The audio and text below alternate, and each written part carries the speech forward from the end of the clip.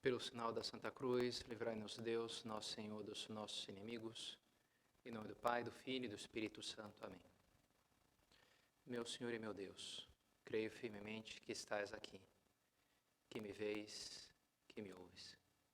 Adoro-te com profunda reverência. Peço-te perdão dos meus pecados e graça para fazer com fruto este tempo de oração. Minha Mãe Imaculada, São José, meu Pai e Senhor, meu anjo da guarda, intercedei por mim.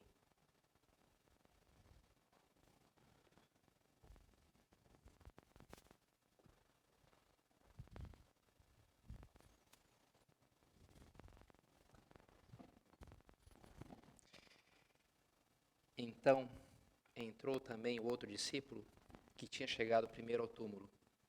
Ele viu e acreditou. Era o primeiro dia da semana, logo cedo. Ele não tinha muita ideia do que iria fazer. Já tinha passado 2 noites em que João, o discípulo mais jovem, ainda um adolescente, alguns querem crer, porque vai morrer lá por volta do ano 100, tinha estado toda sexta-feira acompanhando, já noite de quinta, acompanhando Jesus, tinha ceado com ele, quinta noite, acompanhado ele de perto, junto com Pedro e seu irmão Tiago no Horto das Oliveiras, na sua oração mais intensa. Tinha visto quando Judas chegou com os guardas e prendeu o Senhor. Tinha ido ali acompanhado até de longe, ajudado a Pedro a entrar na casa do sumo sacerdote, porque conhecia. E a sexta-feira tinha estado com eles, acompanhando, tinha tido a coragem de ir até a cruz e estado ali, enxergando todo o suplício lento e doloroso do Senhor, da maneira mais cruel possível. E depois tinha acompanhado também o sepultamento.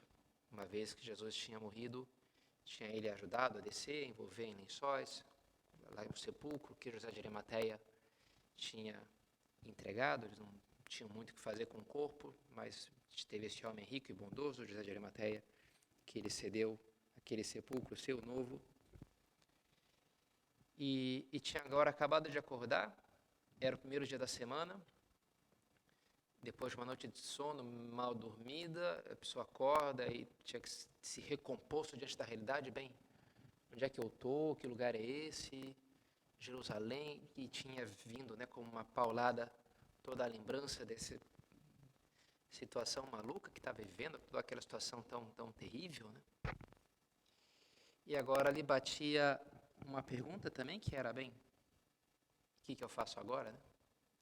O dia anterior tinha sido dia de sábado, então não tinha tido que se preocupar muito com isso, porque sábado não podia fazer muita coisa mesmo, não podia fazer praticamente nada. Então, bem, é sábado, né? Agora não, agora começava a semana, e a vida, de alguma maneira, tinha que recomeçar. E agora, para onde que eu vou, o que eu faço? E não tinha muita ideia de como responder essa pergunta. Sim, uma coisa ele tinha clara, era a missão que o Senhor tinha lhe dado já na cruz, a olhar para ele e dizer, homem, eis aí a tua mãe. E olhar para Maria e dizer, se referindo a ele, mulher, eis aí o teu filho. E ele sabia então, ele tinha abraçado essa missão de acolher a mãe de Jesus e cuidar dela. Agora ela é minha mãe.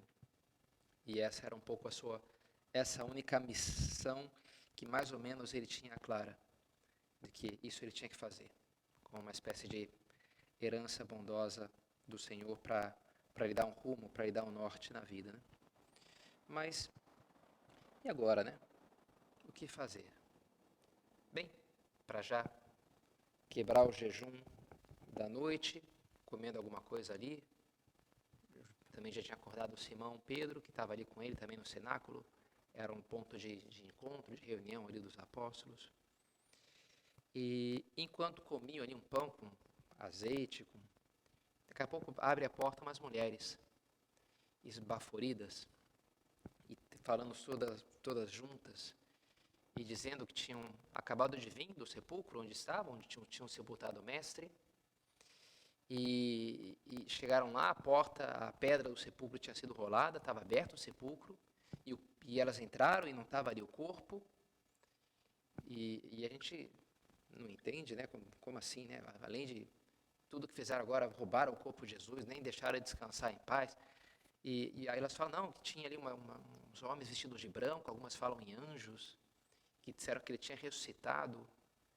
E elas estão esbaforidas, né? Elas tiveram que subir ali do sepulcro que fica no norte da cidade, contornando o muro pelo lado oeste até chegar na cidade alta, onde ficava o cenáculo. Então tinha uma subida, e elas vieram todas, né, cheias de excitação e pressa, então estavam ali suadas e meio descontroladas, não dá para entender muito. E ali João, enquanto tentava ainda equacionar o que elas estavam dizendo, e ao seu lado percebe como Simão, que é menos um homem de teoria, como era João, e mais de ação. E ele já está levantando, já está cingindo aquela túnica que estava na forma de estar em casa, que era largada e mais confortável, então eles tinham que se cingir com uma espécie de cinto para amarrar, para poder caminhar pela estrada sem ficar arrastando a túnica no chão e sujando. Já está se cingindo, vai sair de casa. Bem, João também segue o mestre, né? Segue Pedro, que é um líder, e como outras vezes, pega ele também ali, começa a se cingir, e ele vai, eu vou também. E saem os dois então, correndo, saem da cidade, contornam um muro, é descida. A princípio vão com aquela cara ainda meio apreensiva, de uma certa tristeza, de uma insegurança grande, mas vai crescendo neles a excitação. Naquela descida, João, que é mais jovem, se empolga então corre mais, passa na frente e vai tomando distância, e chega de fato primeiro lá no sepulcro, alguns minutos depois, e vê que de fato a pedra do sepulcro está rolada. Não foi que elas, sei lá, se equivocaram de sepulcro, elas tinham estado na hora também, sabia qual que era, né? Na hora que Jesus foi sepultado, elas estavam lá. E não, é aquele mesmo, não há dúvida. E João, entrar, mas pensa, não, mas eu acho que ele tem um pouco de respeito, né, com o Simão, que é o mais velho. Então, antes de entrar, espera. Agora ele se deu conta que fez mal, então resolve esperar Simão, para que seja ele primeiro. Não tomar mais decisões sem ele. Simão chega esbaforido, vê também a porta, a pedra, o sepulcro rolada, olha para João, João olha para ele, não dizem nada, e Pedro direto então entra no sepulcro, se abaixa, preciso abaixar, era uma entrada, não era também uma porta normal, era uma coisa inferior, e diz o Evangelho, né? João entrou também outro discípulo, que tinha chegado primeiro ao túmulo, ele viu e acreditou. E esse é o relato que ele faz em tão poucas palavras. A gente pode imaginar João velhinho, 70 anos depois, escreveu esse evangelho, que ele vai relatar essas memórias suas, 70 anos antes. E lembrando, a gente pode pensar, né, aquele momento maravilhoso em que é a guinada, é a mudança total, é o ponto de inflexão máximo da sua vida e da história. Ele entrou, viu e acreditou. E o fundamental é esse verbo aqui, né? Acreditou. Eu queria te convidar agora a entrar também comigo nesse sepulcro, a viver algo dessa experiência. Todos os anos a igreja nos convida, de alguma maneira, a reviver essa experiência por esses dias da Páscoa. Esse mosquitinho não me impede de continuar a meditação. Vamos tentar ir até o final. Peguei, ele escapou. Tudo bem. A igreja nos convida, portanto, no tempo da Páscoa, a entrar nesse mistério dessa mudança, dessa fé, que é o fundamento da sua fé, que é o fundamento do cristianismo. E me parece que esses três verbos resumem bem a coisa, né? Ele entrou, viu e acreditou. Primeiro, entrar. Aonde? No sepulcro. E o que é um sepulcro? É o lugar dos mortos. Ou seja, não é um lugar agradável. O sepulcro, tipicamente, hoje em dia, não é um cemitério. A gente deixa um lugar à parte justamente para que fique longe de nós, para que não tenha que conviver com aquilo, não tenha que conviver com cadáveres, conviver com a morte, uma distância saudável, confortável. Inclusive, para os judeus, havia todos os ritos de pureza e impureza. alguém que tocava um cadáver ficava impuro, não podia entrar no templo, tinha que se purificar antes, assim como quem comia carne de porco. E assim como a carne de porco, tem também, não é difícil ver aí razões, digamos, inclusive higiênicas e médicas, porque a carne de porco, ainda que seja muito gostosa, transmite mais facilmente doenças, então tem a ver. E os cadáveres também, sem dúvida. Não é uma boa ideia, né, ficar uma criança brincando com corpos mortos, né, de pessoas ou de animais, né, porque ali junta bicho, vermes, coisas assim, não é uma boa ideia. Há uma repulsa, né, natural do cadáver, do lugar dos mortos. E também algo assim do choque, que é bem aquele corpo ali onde teve uma pessoa. Me acostumei a ver uma pessoa e ali agora é uma espécie de objeto, né? Não tem mais a alma ali, não é uma pessoa mais, é uma coisa inerte e sem vida. É uma coisa chocante ver um cadáver, né? E a gente pode pensar que, especialmente no caso do cadáver de Cristo, lhe custaria a João contemplar, porque não era um velhinho que morreu tranquilo na sua cama, é um homem que foi justiciado, que foi executado com todo o requinte de crueldade. E passou por isso por causa dos nossos pecados. Cristo na cruz carrega impressa o castigo que a marca desse castigo que havia de cair sobre nós, dos meus pecados e dos teus também. Portanto, entrar no sepulcro, de alguma maneira, significa vencer o medo a contemplar esse triste espetáculo. Olhar a minha culpa, olhar os problemas de frente, encarar a realidade, com toda a sua crueza e feiura, que possui esse lado, sem dúvida, né? Semana passada, eu estive escutando um podcast de uma entrevista com um homem que escreveu um livro sobre por que nos custa tanto admitir os nossos erros. Um psicólogo que se dedicou a estudar isso. E é interessante, né? Às vezes a boa psicologia chega em repete coisas que a espiritualidade, a literatura espiritual ascética já repete há séculos, né? Só que agora com novos conceitos, com uma maneira diferente. Então, interessante, né? Também conhecer esses conceitos e essas explicações. E um conceito básico que usava esse homem é o de dissonância cognitiva. É interessante, né? O que é essa dissonância cognitiva? É quando há um confronto entre duas convicções dentro de mim, ou entre uma convicção e uma percepção da realidade. Isso gera um desconforto que, de uma maneira, eu preciso resolver. E dizia esse entrevistado e é uma pesquisa que eu já vi outras pessoas comentarem, que a maioria das pessoas tem uma imagem de si mesmas um pouco deformada de forma positiva. Uma pesquisa concreta é perguntar para as pessoas: tu te achas uma pessoa acima da média, na média ou abaixo da média, em termos de beleza, inteligência, competência e qualidade moral? Pessoa moralmente boa. E o curioso é que a esmagadora maioria das pessoas se acha acima da média, em todas essas qualidades. O que é estatisticamente impossível, né? A média tem que dar a média. A média está acima da média na autopercepção, lógico. Então tem algo errado aqui. A nossa percepção é, em geral, superior à realidade. E isso muitas vezes se confronta com a realidade, né? Quando tem uma visão deformada da realidade, ela vai sofrer embates com os dados da vida real. E isso gera uma dissonância cognitiva, gera esse desconforto que, enfim, na teologia espiritual, é o orgulho e a busca por justificar-se, por justificativas. De dizer, eu fui pior do que o outro, mas é porque o outro também, ele roubou, ou porque ele teve mais sorte. Não é porque eu sou pior, porque claramente eu sou melhor. Eu sei que eu sou melhor. Só que, então, eu busco uma explicação, porque o dado da realidade choca com a minha convicção de que eu sou melhor, porque que eu tenha feito essa coisa tão ruim, que eu considerava algo errado, sei lá, né? Colar nessa prova. Então, como é que uma pessoa tão boa que nem eu, moralmente, fez algo que eu condeno moralmente? Então, deve ter algo errado aqui. Talvez, nesse caso, não era moralmente condenável. Então, eu resolvo essa dissonância cognitiva dando desculpas e então fazendo justificativas, né? Em geral, fugindo da realidade, reescrevendo a realidade. Por quê? Porque ela é desconfortável para mim.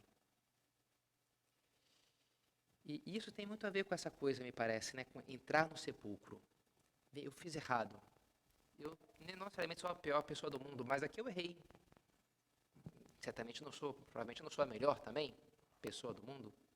E por isso eu erro, e por isso aqui eu fiz errado. Nisso aqui, talvez eu não seja melhor do que essa outra pessoa. De uma maneira tem a ver isso, né? Eu pequei. Não fugir, mas entrar. A parábola do filho pródigo diz isso, né? Ele entrou então em si e refletiu. E é interessante, assim, eu uso o verbo entrar, né? Entrou em si e refletiu. E se decidiu, vou para o meu pai e vou dizer, pai, pequei. Pequei contra o céu e contra ti, já não sou digno de ser chamado teu filho. Essa é a realidade, que ele não queria pensar, queria festa, meu pai também era um controlador chato, eu tinha que fazer o que eu fiz mesmo, imaginou, tá lá até agora, não, nem a pau, então, mas daqui a pouco ele se deu conta, não, eu fiz uma burrada, né? Eu maltratei meu pai de uma maneira terrível. Entrou então em si e refletiu. Quantas vezes o último lugar que eu quero estar é dentro de mim mesmo? Porque eu não quero olhar, contemplar o que eu fiz, a minha culpa, o meu erro, o meu fracasso. Eu fujo. Por medo, por nojo. Entrar no sepulcro. Ter a coragem. Semana passada tive visitando um casal, ela estava grávida e perdeu o filho, que tinha 3 meses de gravidez ou algo assim. E o médico, enfim, expeliu o feto. Mas e o que vocês vão fazer, né? O médico recolheu. Não, a gente descarta, manda para uma biópsia, faz não sei o quê. Falei, como assim descarta, né? Meu filho, né? E ela brigou ali com o médico e conseguiu, depois de muita briga, que ele desse, né, o corpinho lá do seu filho, que sofreu esse aborto espontâneo, infelizmente. E o levou para casa. E conseguiu, depois de também muitas batalhas, enterrá-lo, né, com algum custo, com alguma dificuldade. Mas é interessante, né, o médico dizer que a maioria das mães com que ocorre isso não querem saber, bem, dá um jeito aí, eu não prefiro nem pensar nisso, está numa situação tão triste ali, né? Mas aí a mãe era uma mulher valente, assim, e não falou, dá um enterro digno, não quero fazer de conta que isso aqui não aconteceu, esquecer o mais rápido possível. Não. Em geral não funciona, sabe? Essa coisa de jogar debaixo do tapete, põe no fundo da minha consciência, não funciona, né? É preciso enfrentar as coisas com coragem. Não buscar anestesiar-se e não pensar, não, enfrentar as coisas. Enfrentar a nossa culpa, enfrentar os problemas. Entrar no sepulcro. Eu tenho essa disposição a deparar-me com a verdade acerca da minha alma, da minha vida. Só se chega na alegria da Páscoa passando pela dor da sexta-feira da paixão. É preciso estar disposto a enfrentar a morte para abraçar no final a vida. Quem buscar salvar a sua vida vai perdê-la. Quem perder a sua vida por amor a mim vai encontrá-la. É preciso estar dispostos a entrar no sepulcro. João esteve disposto, entrou e viu. E não terá sido fácil para ele entrar. Depois de passar a sexta-feira registrando todos os sofrimentos de Cristo na cruz, e ele estava ali na porta do sepulcro e se preparava para reviver de alguma maneira tudo aquilo, né? Diante de um corpo que provavelmente já estaria talvez em decomposição, aquele corpo que ele viu tão belo e saudável, jovem, tão cheio de presença e de energia, que movia multidões e operava prodígios. Ele tinha sido inclusive o primeiro a segui-lo, ao lado de André, no caminho, e tinha ido atrás dele, literalmente. Ele se voltou, que buscais? Mestre, onde moras? Vinde, vede, Jesus o convidou e passaram aquela tarde com ele, a primeira tarde que passaram com Jesus. E agora ele tinha vindo aí para ver essa última e provavelmente permanente morada de nosso Senhor, o seu sepulcro. E provavelmente não gostaria de estar ali. Mas ele entrou, ele teve a coragem. Entrou e viu. O que ele viu? Na verdade, o que conta é o que ele não viu. Não viu mais o que tinha tido horas diante de si, 2 dias antes. Aquele corpo que carregava toda a maldade humana lançada sobre si Ele que era o corpo do Cordeiro de Deus, o Cordeiro sem que sofreria pelos pecados de todos os homens da história e que seria esmagado por um peso avassalador e destruído por ele. Agora, aquele corpo que deveria estar ali, inerte, sem vida, repousando um pouco dos muitos sofrimentos a que fora submetido, não estava mais. O sepulcro estava vazio. Foi isso que João viu. E essa é a mensagem, né? O sepulcro está vazio. Para alguns, a religião é uma espécie de consolo pueril, em que a pessoa é uma espécie de fuga da realidade dura. A pessoa, assim, Freud inclusive fala isso, né? Cria, projeta Deus, uma imagem do Pai, onipotente todo e bonzinho, que me protege. Então aquilo me dá uma certa segurança para enfrentar uma realidade que na prática é algo devorador, é algo terrível, né? Uma espécie de consolo pueril. E olha, eu diria que é mais o contrário, né? Mais o contrário. É preciso muita coragem para ver as coisas com fé. Entrar e ver o sepulcro vazio, isso gera um desconcerto. Que eu estou num mundo em que as coisas escapam, de alguma maneira, à minha lógica, ao meu controle. Encontrar o sepulcro vazio significou para João encontrar as coisas diferentes do que ele imaginava, de como o medo as pintava. Foi o encontro com a presença eficaz de Deus, daquilo que pareceria impossível a princípio, ao mesmo tempo um Deus, ao mesmo tempo bom e ao mesmo tempo poderoso, onipotente. Nem o Deus dos filósofos, que criou tudo, mas é um Deus distante, que não se envolve com as histórias do homem, e nem o Deus dos pagãos, das religiões pagãs, que eram deuses supermetidos nas histórias e tudo, mas ao mesmo tempo não eram nem bondosos, nem onipotentes. Não, o verdadeiro Deus, que é misericordioso, de uma misericórdia eficaz, que está atento a nós. É isso que se encontra, nos faz encontrar a fé cristã. É isso que se encontrou João. Lewis tem esse livro, Até que Tenhamos Rostos, muito bonito. Tem esse drama de um Deus que se esconde. Por que Deus não se mostra? Por que ele é feio? Por que ele não tem rosto? E ele fala, não, o problema não é nós. É que nós não temos rosto ainda para ver a Deus. Um dia o veremos face a face. Por enquanto, nós não temos face. Ele tem. Nós é que não estamos preparados. Agora, se eu busco ver, vencendo o medo, eu vou enxergar. Santo Agostinho diz, né, que Deus se esconde o suficiente para que aqueles que querem não crer possam não crer, e se mostra o suficiente para que aqueles que querem crer possam crer. É questão de querer. Né? Se eu quero, se eu busco, a luz da Páscoa vai entrar na minha vida. Vai nascer essa esperança nova, completamente diferente das esperanças que o mundo poderia nos dar, do mero pensamento positivo. E se resolve, né, os problemas do mundo e os problemas da vida. Vinde a mim, vós que estáis aflitos e fatigados, e eu vos aliviarei. Tomai sobre vós o meu jugo e aprendei de mim, que sou manso e humilde de coração, e encontrareis descanso para as vossas almas. Essas palavras intrigantes do Senhor, né? Vinde a mim, vós que estáis aflitos, e tomai o meu jugo, tomai a minha cruz. Mas se eu já estou aflito, já tenho suficientemente peso. Mas aí tu vai encontrar que minha cruz é ligeira, é leve. Se tu perde o medo da cruz e abraça, ao invés de ficar esperneando e dando chilique e fugindo, mas tu abraça o negócio, daqui a pouco, não era tão pesado assim, esse buco está vazio. Estava aqui morrendo de medo. São José Maria usava essa imagem, às vezes são como balões, né, de ar, bexigas, que parecem um negócio, de repente põe um alfinetezinho e não sobra nada aquilo, né? Parecia um monstro e não é nada, é um puro ar. Puro ar, né? E para isso, temos que ter a coragem de enxergar. Ele mesmo dizia muitas essas palavras do cego Bartimeu, Domine ut videam, Senhor, que eu veja, eu quero ver, mostra-me. Todo esforço da vida de oração é isso, é de uma maneira esse entrar no sepulcro e ver junto a Deus, né? Ver a realidade das coisas. Vencer o medo de me colocar diante do sacrário e dizer, estou aqui diante de ti, Senhor. Quero te perguntar, o que tu acha da minha vida, o que eu tenho que mudar, como é que tu está contente comigo, Senhor? Eu quero ver, mostra-me. Domine ut videam. Querer ver, como João viu. E ali a coisa vai se resolver porque ele vence o medo e busca e enxerga. Entrou também o outro discípulo, que tinha chegado primeiro ao túmulo. Ele viu e acreditou. E com esse terceiro verbo termina o relato, que onde eu queria chegar, que é a parte mais importante, né?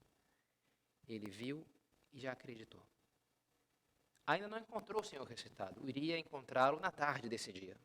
Quando ele estiver no cenáculo, agora Jesus é que vai até o cenáculo, onde está ele com os outros apóstolos, e vai se mostrar, e vai comer com os apóstolos, Mas já ali, no sepulcro vazio, João acreditou. Ele relata isso do próprio punho, né? Ali eu já acreditei. Ali começou. Ali já se firmou dentro dele a convicção da ressurreição. Talvez poderíamos pensar que talvez só dentro dele, talvez outros discípulos ainda não, os outros apóstolos ainda não. Ele era o único que tinha estado na cruz, era o único que tinha tido a coragem de ficar junto à cruz. E eu pensaria, quem sabe foi o único também que já ali acreditou, já teve a coragem da fé. Felizes aqueles que creem sem terem visto. João fez o que Tomé não foi capaz de fazer. Ele precisou ver para crer.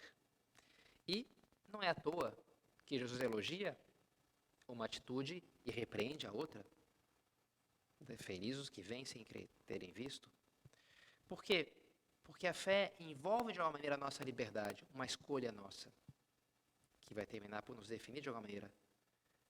É possível ter 1000 evidências externas, como tiveram muitos judeus, fariseus, escribas, na época de Cristo, e negá-las.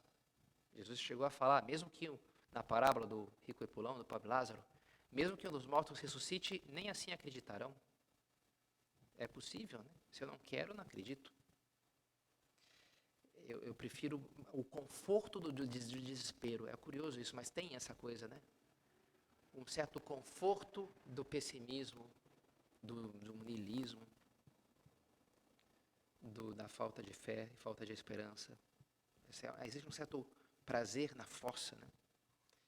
E é uma escolha que as pessoas fazem. É preciso coragem para acreditar na ressurreição. Assim não é preciso coragem para entrar no sepulcro e para estar junto à cruz. Todos esses casos, uma coragem que nasce do amor. João era o discípulo amado, era o discípulo que amava nosso Senhor, todos amavam, né? Mas de alguma maneira a gente pode pensar que especialmente reclina a sua cabeça no peito do mestre na última ceia, era mais jovem, não sei, tinha manifestações de afeto mais patentes. E a partir do seu amor teve coragem para estar ali, para estar junto ao Senhor e para acreditar. E essa é a mensagem que ele vai então proclamar aos 4 ventos, junto com todos os outros apóstolos. Aquele que crer e for batizado será salvo. No que era preciso crer para ser batizado? Nisso, na ressurreição.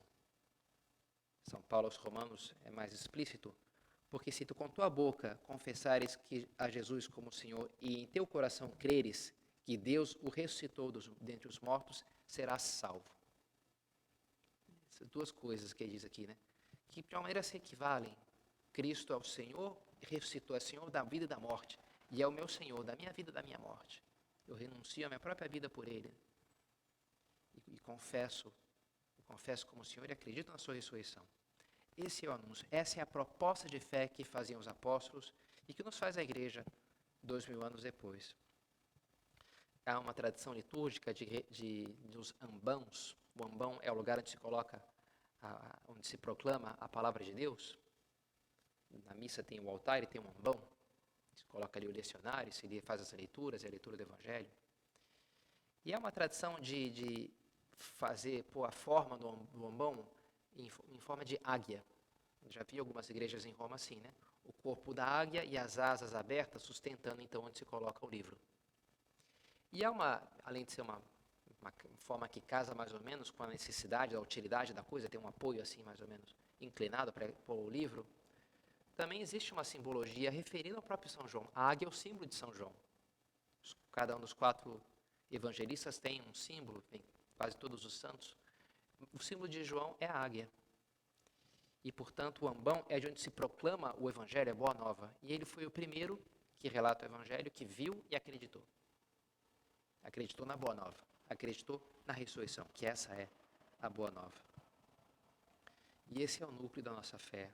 Essa é a luz da Páscoa, essa é a luz da vida, tudo muda a partir daí. Tudo, sofrimentos físicos. Achei bonita a mensagem do Papa na Bênção Urbe et Orbe, do domingo de Páscoa agora, em que falou, no meio da pandemia, problemas, Cristo não veio trazer soluções práticas para essas coisas. Claro, as suas diretrizes de vida, as virtudes, sem dúvida que são muito luminosas para enfrentar de maneira prática os problemas, mas, sobretudo, a mudança é uma mudança interior, de esperança, de sentido. Ele dizia assim ali o Papa, à luz do ressuscitado, os nossos sofrimentos são transfigurados. Por quê? Porque eu acredito na ressurreição, porque acredito que se esse mundo possui injustiças, o outro não as possui. E se nessa vida há sofrimento, essa vida é passageira e o que fica é o eterno amor de Deus, que estamos chamados a viver um dia no céu. E por isso já somos salvos na esperança, in spe salvi. Por isso já nos alegramos na esperança, in spe gaudentes, epístola aos Romanos. Então com isso a gente termina nos perguntando, quero me abrir essa luz? Estou aberto à luz da Páscoa plenamente, deixar que entre toda a força, sua força sobrenatural na minha vida, a força da alegria pascal, da esperança sobrenatural, dessa esperança que exige coragem. Sim, queremos, não é verdade? Isso pedimos ao nosso Senhor, que nos faça em nós, que nos ajude, e pedimos também à sua Santíssima Mãe. Os evangelhos narram a aparição a Maria Madalena, depois aos discípulos de Emaús, depois aos apóstolos no cenáculo, mas muitos são da opinião de que a primeira pessoa para quem Nosso Senhor teria aparecido terá sido Nossa Senhora, a sua mãe. Inclusive, alguma revelação particular aponta nessa direção. E faz todo sentido, né, pensar que Jesus quis voltar, depois desse nascer de novo, que foi a ressurreição, primeiro aquela que foi a primeira a acolhê-la na sua encarnação, quando o recebeu no seu ventre e engravidou dele para depois dar a luz a ele. Podemos imaginar que, assim como quando da encarnação, ela entendeu que era preciso guardar um certo silêncio e não saiu falando lá para José e para os outros o que tinha acontecido, né? Guardou um silêncio repleto de pudor e respeito pelas coisas sobrenaturais. Quem sabe aí também, nessa ocasião. E podemos imaginar como João, voltando do sepulcro, depois de toda aquela experiência que ele relata, entrou, viu e acreditou, se dirigiu a Maria, agora sua mãe, com todo o pleno sentido da palavra, e olhou nos seus olhos, quem sabe, já aquela luz, já aquele brilho, já aquele sorriso, aquela certeza, confirmando a fé que já tinha nascido dentro do próprio peito. E assim nós também, se acudimos a ela, também obteremos a mesma confirmação para que a certeza da ressurreição de Cristo esteja muito presente em nossa alma e seja sustento para uma vida cheia de segurança e de alegria.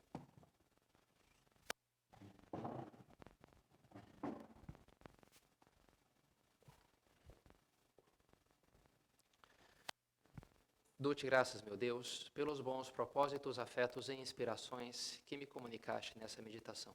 Peço-te ajuda para os pôr em prática. Minha Mãe Imaculada, São José, meu Pai e Senhor, meu anjo da guarda, intercedei por mim.